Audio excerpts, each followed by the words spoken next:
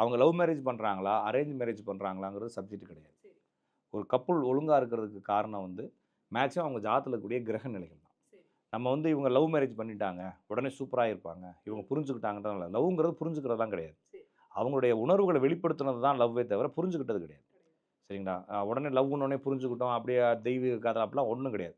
அவங்கவங்களுக்கான அவங்கவங்களுக்கான தேவைய சரி பண்றதுக்காக, இன்னொரு பூர்த்தி செய்வதற்காக ஒரு ஆள தேர்ந்தெடுத்து இவங்க செலக்ட் பண்ணி வச்சிருக்காங்கன்றது தான் அர்த்தம் தானே தவிர, இவங்க புரிஞ்சுக்கிட்டாங்கலாம் அர்த்தம் கிடையாது. யார் புரிஞ்சுக்கிட்டாங்கன்னா, ஒரு 60 வயசு, 70 வயசு வரைக்கும் கப்புலா இருந்தவங்க தான் புரிஞ்சுக்கிட்டாங்க. அவங்களவே புரிஞ்சுக்கிட்டாம பல்ல கடிச்சுட்டு வாழ்றவங்க எத்தனையோ பேர் இருக்காங்க.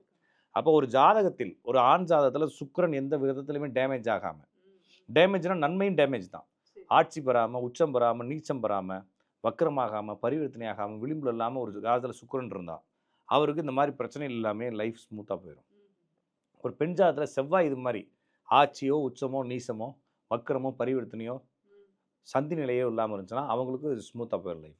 இந்த 2 பேருக்குமே வந்து ஸ்மூத்தா போறதுக்கான அமைப்பு இருந்து, இவங்க லவ் பண்ணலாம், பண்ணாம கூட இருக்கலாம். சிலருக்கு லவ் பண்ணி, அந்த லவ் பண்ண ஜாதகருக்கு குருவுடன் சேர்ந்த கிரகங்கள் ஏதோ ஒண்ணு வக்ரம் ஆயிருச்சுன்னு வச்சுக்கங்களேன், இவரு இங்க லவ் பண்ணிட்டு அங்க இன்னொரு பக்கமும் ட்ராக் ஓட்டிட்டு இருப்பாரு. இந்த பையன் ஜாதகத்துல சுக்கிரனோட சேர்ந்த கிரகங்கள் வக்ரம் பரிவர்த்தனை ஆச்சுன்னா, அந்த புள்ள வேற எவனாச்சும் ஓடி போயிரும். ஓ!